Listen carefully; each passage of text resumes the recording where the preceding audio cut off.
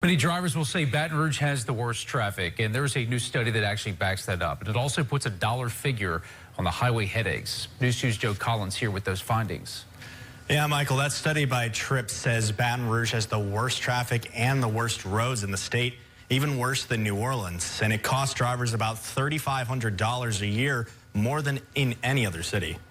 It jumps off the page that Baton Rouge and New Orleans, lead the state in the cost for congestion at $1,600 per driver. The around $3,500 lost for Baton Rouge residents annually comes from a combination of extra vehicle operating costs, time and fuel lost due to congestion, and costs from crashes.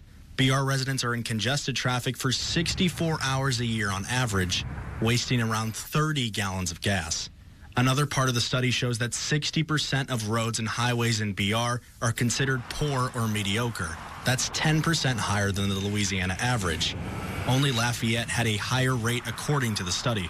Those are issues that I think are things that the legislature in Louisiana can and should take on this year. They come into town next week, and we think it's high time to really take these issues on. According to the report, about 1 million jobs in Louisiana for tourism, retail sales, and agriculture are completely dependent on the state's transportation network.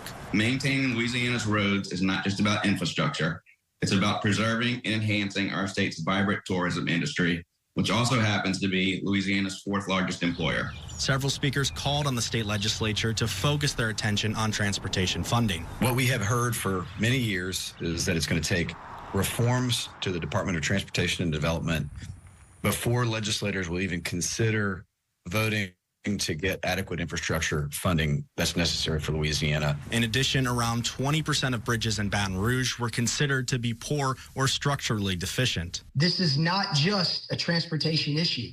It's an economic development issue, it's a competitiveness issue, and it's a quality of life issue.